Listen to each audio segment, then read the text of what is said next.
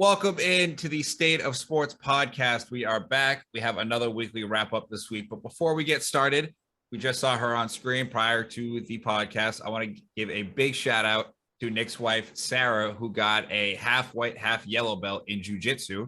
So that is topical for today, as we will be talking UFC at some point. Morgan will be, but I want to say congratulations, and that is awesome. So Nick, be very proud. Round of applause. Round of applause. Morgan. Oh, Morgan actually clapped. I was going to say a head nod of approval from Morgan. That's good. That's not nothing. That's not nothing. But we will go around. Morgan, how are you doing today?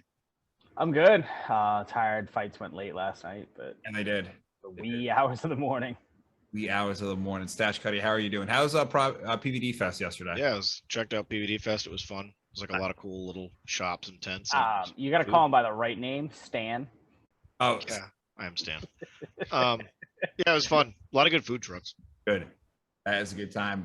So before we get into it, wherever you guys are listening to us, make sure you guys give us a 5-star review and you guys are subscribed so you get the uploads whenever we do upload on Monday mornings.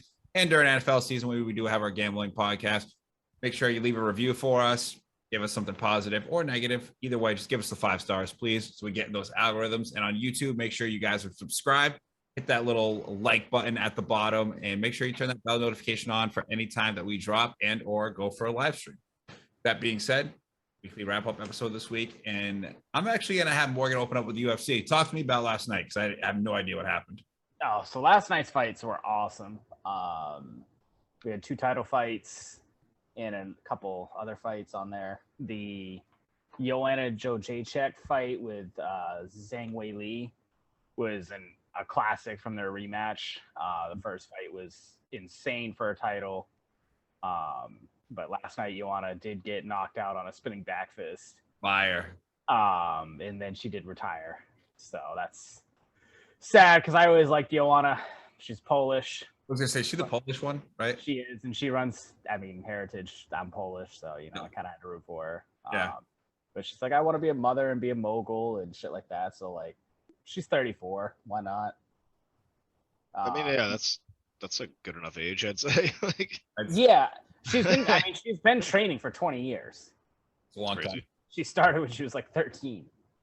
Yeah. And then the first title fight, Valentina Shevchenko, it was a tough fight. I thought she honestly lost. I thought she lost 3 rounds to 2, but she won by split decision. Talia Santos is a beast. Shevchenko never struggles like on the ground. And Is it an automatic rematch, you think? I would think so. I mean, it was a very close fight, and I really thought Santos won, but they gave it to Valentina, so she hung on. And then the fight of the night was Glover Teixeira and Yuri Prochazka. I heard that Yuri guy looks like a samurai. Oh, yeah. Because he's got the whole bald head, but he's got the little ponytail. It looks sick. That's pretty sick. They were just trading blows after blows. All around, like the ground game was awesome on both ends. There was a lot of jiu-jitsu rolling around on the mat. They had stand up battles. Both men were bloody and beaten. Morgan, you cut out. Where'd your mic go? Can't hear you. Can't hear you, son. He's probably saying something really It fucking. really was cool. He was like really getting into it. Is he back? He's back. I don't know if his mic got unplugged or whatever. Might have. He's back. Yeah, I don't know. Continue though, as you were saying. Yeah, so Prochazka did submit Glover Teixeira, which is not an easy thing to do, Mhm. and not really something Yuri does. He's on a 12-fight win streak now, and his last like 10 were knockouts. Wow. So he's a knockout guy, but getting the late submission with about, I think there was 28 seconds left in the round, the 5th round of a fight he was losing. He got it when he needed it, but Hey man, he walks out with the belt. So desperation calls for you know what I mean, to do desperate things. Really quick on the fact that we are on combat sports, I want to give a big shout out to the State of Sports podcast alumni Carlton Charles, who won his boxing match last night up in Skowhegan, Maine. I believe it was heavyweight, so he was up at 240, unlike his normal weight of being around at 185. So that just shows the that he does go through sometimes. I do know he was bulking, and I do think he is, for MMA purposes, about to go up in a weight class, just because of that weight cut stuff. But he got 3 awards last night. I believe he got an award for winning the fight. He got fight of the night, and there was another award that I can't remember, but he had a really good night up there in Skowhegan. I believe his entire boxing team won, or there was one fight left that he was waiting on to see. So shout out to Coco B and AKA Carlton. Congrats on getting that dub. We should have you on soon so we can talk about, this boxing thing going to be permanent, or you're going to go back to MMA? People want to know. Plus, we got another big card coming up in beginning of July. We do. You want to give people a preview for who's coming up on that card? Let me pull it up real quick. I know Izzy's fighting, which anytime Izzy's fighting is Box office. Jared Cannonier. You have Alexander Volkanovski and Max Holloway, which is going to be an awesome fight. Nice. Misha Tate is back in the ring. Nice. So that's always good to see. And then my man, Sugar Sean. Dude. That might be the fight of the night with Pedro Munoz. I like Sugar Sean. I don't like him. Dude, he's box office to watch, man. He's good. I don't like him. And you also have Robbie Lawler on the undercard. But... on the undercard? That's crazy. Yeah.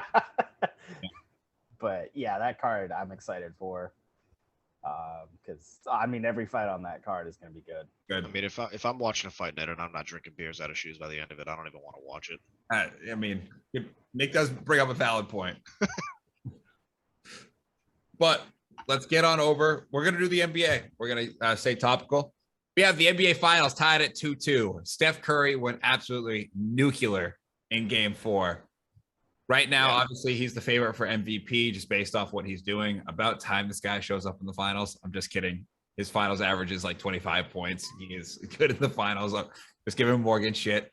And for the Celtics here, if the Celtics do win the series, Morgan has the note here, Jaylen Brown for finals MVP. I would agree. I think Jaylen has showed up in bigger moments. Tatum's been more consistent, but hasn't overly shot the ball too well. We're consistent with rebounding, playing defense, and assists. Like Tatum is making the correct basketball plays. It's just overall, Tatum is just impacting the outcome of the game way more than. But we are down to a best of 3. What do we think happens, guys? All right. We were talking about this actually because you were down over the weekend and we were talking. I think if the Red Sox had won last night, that was it. Red Sox. Celtics. That was it. But if I'm thinking Boston, I don't know now. I still would probably lean Celtics. I think I'm going to lean the Celtics actually. Okay, Morgan, what do you got? I think the Warriors were the next 2 and close this out. They're not winning in Boston. I think they've shown they're just like they're soft. I'm telling you right now, they're not soft. Scott Foster is going to be on that game in Boston, and it's going 7. That's the one thing to know about this series. The series is going 7 games, and once you hit a game 7, anything can happen. Does it not feel like everything is going to 7 lately? It does, and does it not make you question it a little bit? Scott, so if the Celtics win Game 5 in Oakland, which who knows? I'm telling you right now, Scott Foster is going to be on one of these Game 5 or Game 6s to send it to 7.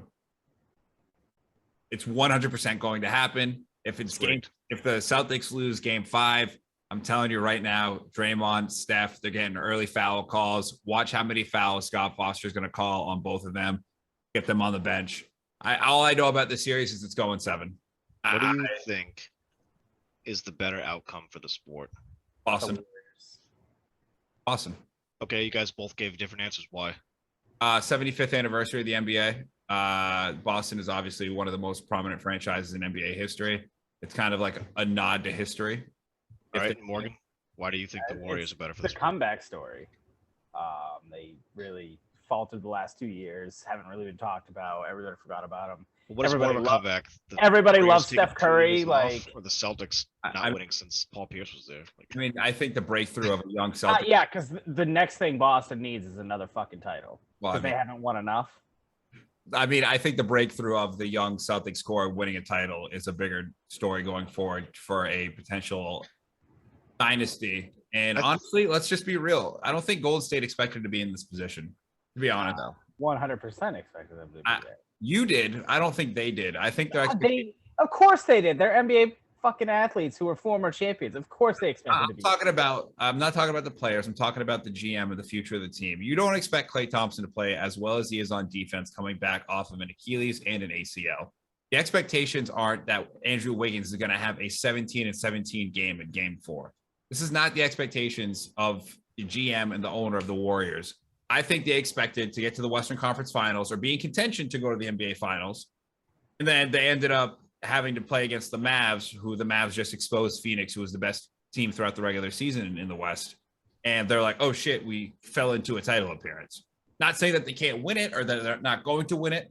I just think that they thought this was a year out rather than this year, if that makes sense. Because like I don't think they expected Jordan Poole to develop the way that he has. And, you know, some of the younger guys, it's so weird with the Warriors because they have all this experience and then they have all this youth. Like their median age is the Celtics age essentially to win a title, but like there's nobody that age on that. They're gonna get like 3 more. It's gonna be fucking. They're not gonna get 3 more. I think I somewhat agree with what you're saying. I don't think like if you were to look at the regular season, I don't think I would have picked them to be in the finals. But I also think that with a player like Steph Curry or Klay Thompson, stuff like that, I think it would be foolish to say like they don't expect to be in the finals. Like that's definitely what they're going for. I think that's what they're striving for, but I think as like a front office, you're not expecting that to happen. You don't expect Klay to play this good at defense coming off an Achilles and an ACL. Yeah, I think it's 2 years off. Like if you give Klay, if this is next year and Klay gets the full year to recover, and at this point it's another year of development for Jordan Poole, and Andrew Wiggins keeps doing what he's doing, which is being like the 3rd best player on that team and just absolutely flourishing in that role. And I mean, let's be real. Draymond is handcuffing the Warriors. Like he is an absolute liability on that court right now. He's not playing very well. Not at all. Like I've never seen a city get in some guy's head, like, which is sad. Like, I mean, just sad, but like Draymond Green, great podcaster, by the way, Hall of Fame podcaster, Hall of Fame basketball player. But I just like he's at the end of his rope, and it'll be interesting to see if I'm curious to see what's going to happen if the Warriors or the Celtics, whoever doesn't win the title, what their moves are going to be this offseason. Because there's going to be retooling. Like if you're the Warriors, say Warriors losing 7.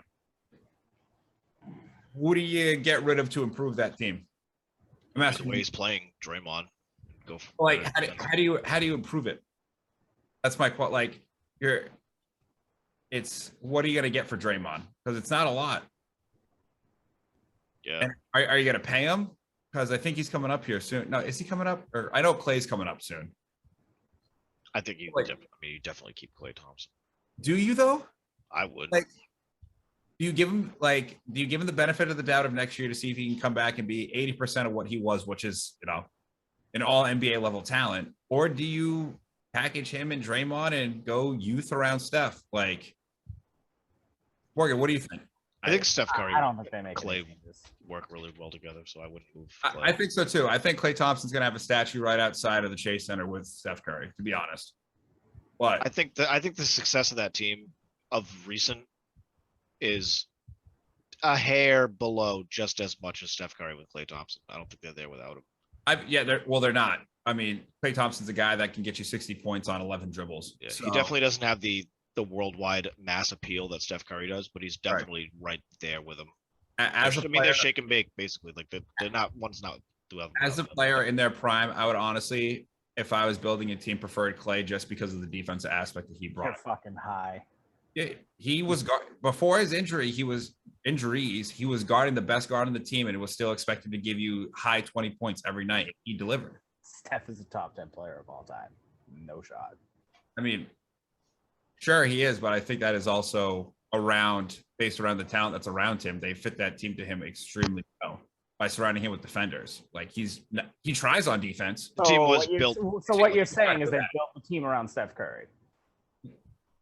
Successfully, correct? Yes, but like they're not even close without Klay Thompson. Of course they're not, but you could say that about any fucking team ever. I mean, there's a lot of teams LeBron James has played on that. Oh my fucking god! I think there are teams that LeBron was on where he would definitely have still made the finals regardless of the team he was on. Look at literally 2018 when he brought that Cavs team to the finals, where their second best player was like George Hill and JR. I think Steph and Klay are like a unit. They like Tom and Grunk. You know what I mean? Like, well, you know what? You can suck my unit. Fair enough. It's a fair comeback. It's also a foreshadow to my question of the week this week, by the way. Okay. Just so you know. So, I mean, personally, I got my special gift ready and waiting for when they win the title. So if they win the title, when? I mean, here's the thing: Boston responds after they lose, and if they win Game 5, they're going to lose Game 6 at home. Then they're going to respond for Game 7. That's just how it rolls. Sure. God, I hope Boston wins. I can't stand it. Golden State wins with Morgan. Oh, I got stuff coming. Anything else? Dude, anything you say is just simply incorrect. If you're going to compare Steph to LeBron James, and you know it, you're just a troll. I don't know. It's getting closer and closer. It's not. Okay. It is not even remotely close. They're not even. No pun intended. They're not in the fucking same league. So here's a question though: if Steph wins the title this year, does Steph go into your top 10, and does Kobe fall out, Nick? Yeah, I don't put Kobe in my top 10. Kobe's not top 10 for me. I think Kobe may sneak in at 10, but I think players in my lifetime that I've physically seen play that are the only ones who deserve to be in the top 10 are LeBron, Tim Duncan, and Shaquille O'Neal. I think Steph Curry might squeeze into the top 10, but I don't put Kobe in my top 10. That's just me though. See, Morgan, even when I lose, I win. Let's move on. Another NBA subject. Zion wants to stay in New Orleans. So I had this conversation with both you guys completely separately, and you guys both had the same answer. I do not want to give him a max contract. Why would you? What has he done to deserve that? I mean, if you're New Orleans, you have to. You don't. Why? Just because he's the fucking one good guy around? Correct. No. He doesn't deserve that fucking money. Pay Brandon Ingram. Don't pay Zion. Me and Morgan very rarely agree on a situation. Seriously. Right? There's obviously something to it if Nick and I agree. That's no fuck. I saw the headline come up that they wanted to give him that much for whatever, and I was like, why? Here's my reason for you give him the contract. You give him the contract and say, one, if he can stay healthy, he is a dominant force on the court. He does put up numbers. If he stays healthy, though. But if he doesn't, you just wasted money to be just as shitty as you are right now. So why the fuck would you do it? They just made the playoffs as an 8 seed. You get Zion, you improve a little bit, and you can see what you can do in the playoffs. Or you trade Zion for other help. Or you get to a point where, he does play well and maybe he gets hurt again one of these years and you do trade him. But I don't think you can sign him. I don't think you can rebuild a team around a person who's from his knee giving out. Yeah, I don't think you can rebuild a team that you want to be successful in the future over a guy who's already incredibly injury prone. So I wouldn't do that. I'm giving him the money. I'm not. I'm also the New Orleans Pelicans, and we fucking can't attract free agent talent. I'm giving him the money. I think they have to. I don't think they're in any position to have to do anything because they're not expected to succeed. Isn't David Griffin their GM? Yes. Yeah, that's going to go well. They're not expected to succeed, so I don't think they're pushed back into any corner to have to give this man anything. Morgan, why don't you like David Griffin? Come on. No, I just think he's not a good GM and he'll do stupid shit. Well, if he's given injured players max deals, then he's a horrible GM. All right. Duly noted. I will remember this when Zion is on the All-Star team next year and he's averaging 20 and 10. What All-Star? The China League? 20 and 10 what? A 20-piece McNugget and 10 small fries? Get the fuck out of here, dude. Both of your responses to that were great. All right, let's move on. LeBron James is officially a billionaire. He's the first active athlete to ever eclipse that number. Tiger Woods, I believe, became the second athlete a little bit right after LeBron, after a divorce too for Tiger Woods. So shout out Tiger. So clearly Tiger's first. Clearly, yeah, it was clearly a hindrance. Hey, I mean, LeBron still made it. They still made it first. You know what I mean? First Anyways, speaking of him, I wanted to bring him up because he wants to own a team in Vegas. A basketball team? Basketball team. Who would go to Vegas? It would be an expansion. The NBA players. I would just move Oklahoma to Vegas. Oklahoma City. I mean, if they do that, I mean, here's the thing. If you're putting a team in Vegas, I want one in Seattle. The Pacific Northwest, Seattle, they deserve a basketball team. I mean, you can just go back to the supersonic shit. It's by far like top 4 NBA thing, like logo and color scheme right now. If they came back, yep. Like off the top of my head, I'm If just I you got the Lakers, the purple and gold. You got the Bulls, red and black. And then honestly, I probably think it's the Supersonics. You guys have any disagreements? For what? Like best uniform colors, Colors. Maybe the Heat, but I mean that's black and red, and I think Chicago kind of owns that. I think I don't know. Red and gold is pretty good. For who? Cleveland. They look nice. ugh, You don't like the red and gold? I do. ugh. It's the wine and gold next Really? thing off. It's fucking red, dude. It's But then- Baker Mayfield City. Like, what are we talking about? Dude, that is something I do. I do want to get into. We are going to talk about Mr. Nasty today, aka Deshaun Watson. Yeah, I didn't. Live So up to his name. with that, so you add two teams out to the west. You move New Orleans to the east, and you move Minnesota to the east, just based off geographical stuff. What do you guys think about that? You could. I think I'd put the Thunder. Would in you- the- Would you? I would move the Thunder for sure, and I would change their fucking name because I think it's terrible. Well, you're not changing. We're expanding, so that's not an option right now. Yeah, I am though. That's what I'm doing. Minnesota. Where would you move them? To the east. To the east? Yeah, because we're adding two teams. Yeah, Eastern Conference. I mean, I'm looking at a map right now, and I don't know. They'll probably take the two worst teams from the West and put them in the East. Minnesota and New Orleans is the furthest east teams to the west. I still think you put the Thunder and the Pelicans. The Thunder, I mean, Minnesota's significantly more east than them. And then you can just throw Minnesota in the same division with Milwaukee and Chicago. They're all close to each other. That Midwest up there. That's what I think you do. What would you call the Las Vegas team? Go. Las Vegas Dealers? Ooh, baby. I hate it. I don't like The it at Las all. Vegas Bluffs. I don't know. I feel like the go-to just because it's all Vegas is all the glitz, the glam, and the high life Vegas ballers. I don't know. Strip, the Vegas Strip. Vegas. The Vegas basketball theme. You could go the Vegas 21s. Sure. Could do Vegas 8 balls. You know what I mean? I think the Vegas 21s. Vegas Money Team. That's owned by Floyd Mayweather. The Vegas bookies. All right. Yeah. I'd be curious to see if anybody has any better names than what we have, which is setting a pretty low bar for you guys. So Vegas black. I mean, I'm sure LeBron will Jacks. come up with something worse. So everybody on YouTube that's watching this, type in what you think Las Vegas expansion basketball team name should be down below. But I want to do the NFL. Do we want to do MLB first? Because I want to talk about Mr. Nasty at some point today. Well, then just go right into it. Why not?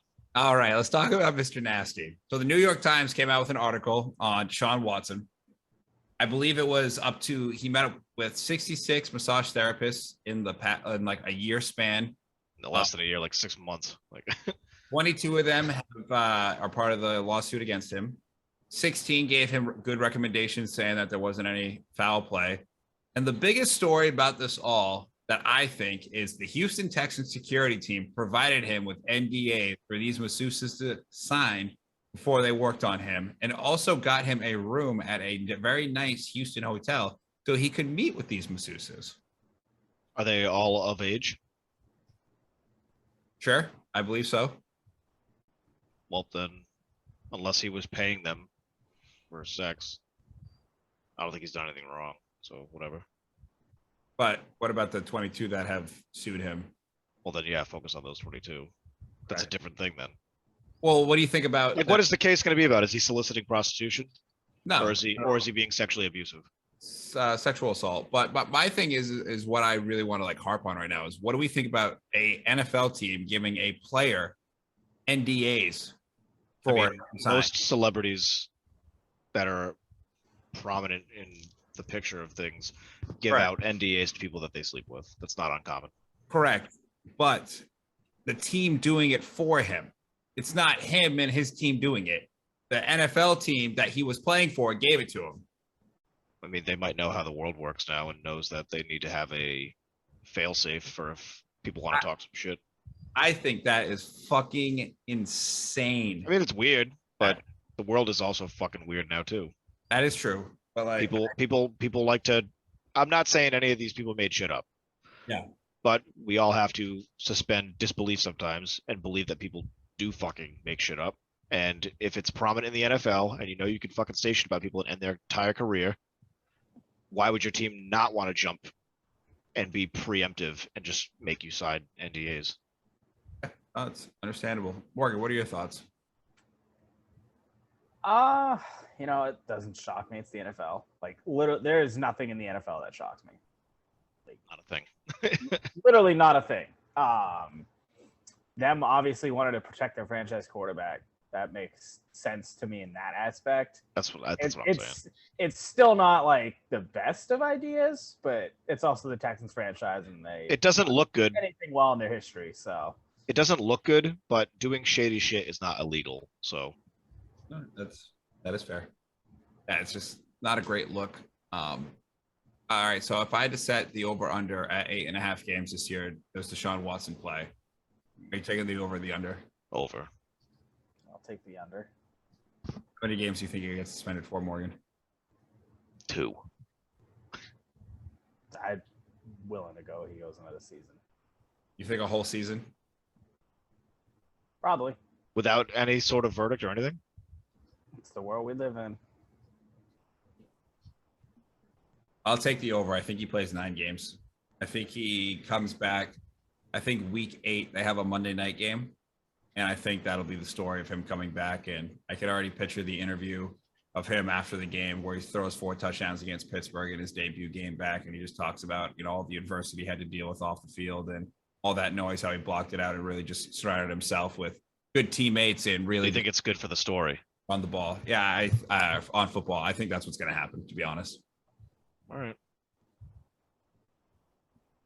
We'll see. I'm very curious. Any other NFL news that we missed or haven't talked about? These mini camps are getting underway.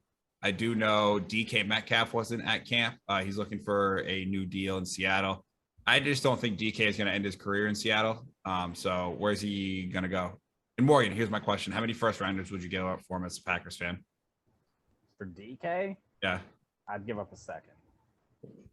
Don't think he's that good? If we didn't get shit for Devontae, we shouldn't get shit for DK. Fair enough. Fair enough. Any other NFL stories? I'm trying to think. There wasn't much in the NFL. So Devontae Adams was with Aaron Rodgers in Vegas. Morgan, how'd that make you feel? It was good. Other than him commenting that Derek Carr is much different than Aaron Rodgers. He's much different? No, he said they're not much different. Oh, like skill-wise? Yeah. Sure. That's crazy. Literally a straight quote from Devontae. All right, I'm done with the NFL for now. MLB topics. We had Joe Musgrove and Chad Cool play tic-tac-toe on the pitcher's mound. Who won? It was a draw. It was a draw? Yeah, so in between innings, like I think Musgrove set it up, and like in between like innings in their warm-ups, they'd make an X and one would make a circle. They played tic-tac-toe for like the first 3 innings. That's incredible. It was kind of funny. The way some of these umps are making calls, drawing lines across the plate, I'd start playing with the umps too. Some of these calls are outrageous right now. Yeah. Like the umps, dude, the umps need to be stopped. The umps are very good. They're in a great spot right now. They couldn't be any better. They are awful. And our boy Angel Hernandez is just out there looking an absolute fool. Angel Hernandez is the definition of King Stay Kings. He's a fucking. I know what you wanted to say right there. That dude's an idiot. I'm very proud you did not say that. I know you wanted to. Am I wrong? You're not wrong. Yeah, that guy's something. That guy's a dickhead. Yeah. All right, let's talk about how the Philadelphia Phillies fired Joe Girardi and they've won 10 straight games. Yeah, something was wrong. Season on? I think so. I mean, they're hitting, they're putting up runs, they're putting up numbers right now. I mean, what is the best they could hope for? The Mets are taking that division, It's true. so who gives a shit? Maybe a wild card spot, but I don't know. The Braves are looking really good too. Yeah, Braves are winning 10 in a row as well. Yep. My man, Ronald Acuna, hitting bombs, bro. I've never been more. I think this is the most excited I've been about going to see a baseball player in a long since David Ortiz season where he retired. Nick, going to great. Acuna in Atlanta in August when I go to visit Morgan. I'm so excited for that. As long as we pick a night game, I don't feel like going to day game. I told Matt I there might be a slight chance I fly down for a game. All right, let's. I will look it up right now while we're doing this. So.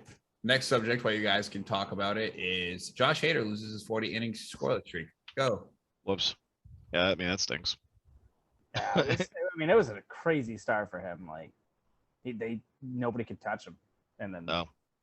I don't remember who it was, but he gave up 2 home runs to like the Pirates or some shit. Yeah, it's 40, a bad look. 40 scoreless innings is pretty goddamn impressive. Pretty great. It's the exact opposite of what our boy Garrett Cole did the other day, giving up like fucking 3 straight home runs. First 7 pitches. Yeah. What a goon. All right, so when I'm down there, I'm flying down Thursday. We can see the Mets Thursday night, August 18th at 7:20, or Friday. I want to do both, to be honest, because the Houston Astros come to town. Fuck. And I need me a trash can. They're not gonna let you bring that in. They might. They might. Yeah, I'm probably. I want to do one of them.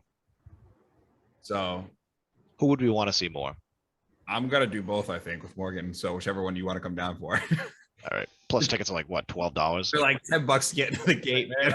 It's not expensive down there. It's so crazy that it's not expensive, even though they just won. Like it's how they do it down here. You can get a general admission ticket for $9. Boom. To see the world champion Atlanta Braves.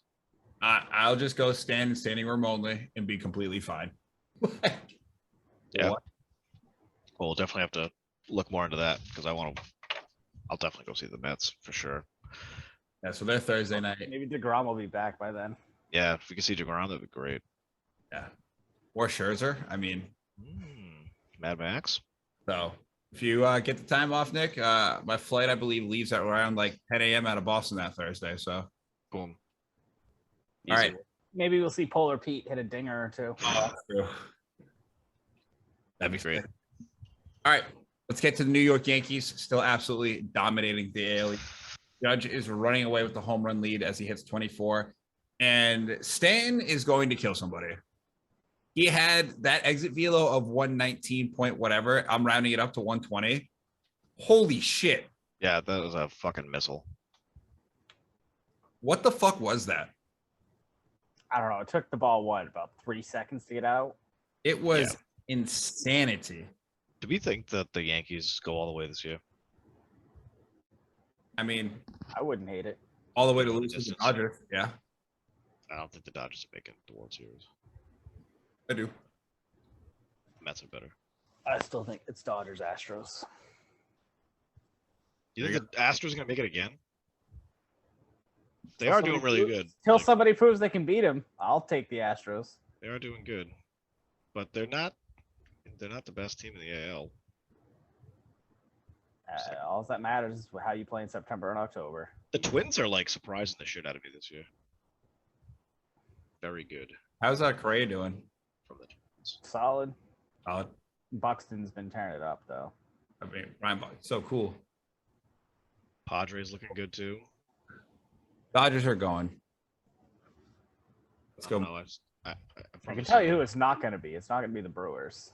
Those choke. No, I don't think the Brewers are going to make the World Series. I honestly think that, like, if you were to just end it right now, we'd be looking at Yankees, Mets. Subway Series? Yeah. All right. 2000 all over again. All over again. Before we get out of here, I have one more baseball subject that our close personal friend Nick Arno tagged our podcast on Facebook and says, I see your 92 dream team starting 9, and I raise you the 2023 Dominican Republic WBC team, which is the World Baseball Classic. Yeah, And it's the All-Star game.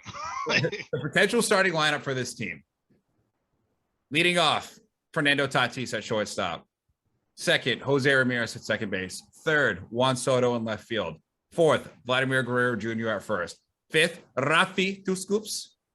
Sixth, Manny Machado at third. Seven, Hescar Hernandez. Oscar Hernandez. Oscar. And then 8, Gary Sanchez. And then 9, Starling Marte in center field. It's a stacked lineup. What the fuck? That's the winning team. I think they're heavy favorites. I think so. Yeah, I'd say so. Also, like 4 of the top 5 players in baseball. Yeah. That is if Tatis doesn't get any more motorcycle accidents. Oh, That lineup though, like Fernando Tatis being like a leadoff is so fucking bananas. insane. I mean, for the Americans, hypothetically, let's talk about the U.S. We would have Scherzer and DeGrom as pitchers, right? Yeah. Yeah. How else would be fair? Trout. Trout, Bryce Harper, Bryce Harper. Goldschmidt, Yeah. or Pete Alonso, depending on who you'd want at that position. Obviously, Pete Alonso. Bowler Pete. I'd probably take Pete. Goldschmidt's got the better hitting right now, but Pete's just like hits fucking moonshots. So He does hit I don't know who else did you have for America. Trey Turner. Trey Turner, short. Love that. You could put Trevor at second. Bo Yeah. Bichette Canadian. Yeah. Is he? I have no idea. I know he plays for Toronto, but I didn't know if he was actually from there. Seems like he is. Might be. Shit. Sounds like a French name. You should. Judge. Judge. Yeah, I think we're okay. I like our pitching staff quite a bit. You know, we got the gentleman that we did just mentioned on the back end. Mookie Betts. Peter. Yeah, Mookie. I think we can compete. What do you guys think? I think we can compete. That is if they all play, because we all know that American people love their country and love to represent them in big sporting events like this. I think Which is not true at all. I think for Alright. the Dominican team, you definitely have to watch out for the bats, but I think American team, the defense would be better. Pitching would be better. I mean, we get DeGrom and Scherzer. I mean, just essentially the Mets, 1-2 punch, I think we'll be okay. Yeah. All right. Is there something I want to get into as well? And I want to know Morgan's thoughts on this, especially since he's a golfer. Oh, the LIV. Let's talk about LIV. They are poaching PGA players. And what is the PGA's response has been that they're suspending these players So from yeah, they suspended all the players from events that have joined the LIV, which is crazy because there's a lot of former major champions playing in the LIV. Like Phil's there, Louis Oosthuizen's there, Martin Keimer's there. It's crazy what's going on right now. Shambles. Patrick Reed just said he's going over. Like Tiger Woods may get another couple major championships with everybody leaving. I heard they offered Tiger 9 figures and he said no. Wow. Which is crazy. He's a billionaire, so like 9 figures, and he was like, "Nah, I'm going to stay Don't mean here." anything anymore. I mean, it's crazy what is going on with that. I mean, is this good for golf, Morgan? I'll ask you because you're the golf expert. I mean, it can't hurt. I don't know. To me, it doesn't make a lot of sense. They're just this LIV league is paying these golfers crazy amounts of money to come over and play. Mm-hmm. But I mean, the PGA Tour payouts are still crazy. Yeah, but like, are they paying you $50 million just to show up for the season? No. Like that is the money that they're getting from LIV, aka 54, because they only play 54 holes of golf, is absurd. It's unheard of. Like just to show up here, here's your money. Yeah. Blows my mind. And it's teams. Like Yeah, they got team names and shit. It's sick. this is ran by Saudi Arabia, correct? Yeah. Yeah. So Stand up people over there. we love the people of Saudi Arabia. Yeah. We should start saying it so we can get those goddamn gas prices down. No, honestly, what we should do is we should be the official podcast of 54. Well, I agree. hey, I'll take the $1 million to talk about 54. You know, Yep. Hell, I'll do it for 50,000. Yeah, seriously, you want to pay my yearly salary from work that I don't have to work anymore? I will talk about this every single day. Oh yeah. Yeah. That being said, shameless plug. Make sure you guys are following us on all of our social medias. M&M SOS Pod. Please make sure you guys are liking all the content we put out. We're trying to get an algorithms, trying to get a little bigger. We got to a point where we look through and every episode we have has over double-digit downloads. So thank you guys so much who've been listening to us for over a year now. We're going to continue to keep going. A preview for next week, what we got going. It's me and Stash Cuddy putting the gloves up against each other. We're going to talk NBA again. We got Bill Russell versus Wilt Chamberlain, obviously with the Golden State Warriors and the Boston Celtics being in the finals and a potential Game 7 next Sunday night. That'll be a great debate to have. Morgan will be moderating. And then we will have a follow-up episode the week after that. We're going to get back into our conspiracy crimes podcast that we started off with Aaron Hernandez. We've taken quite a long hiatus, but it'll be a good one. Hopefully you guys will be able to check that out. We'll let you know what that is next week. Make sure you guys are tuning in. We're also going to watch a documentary with that one. So if you guys want to tag along with us when we talk about it, please feel free.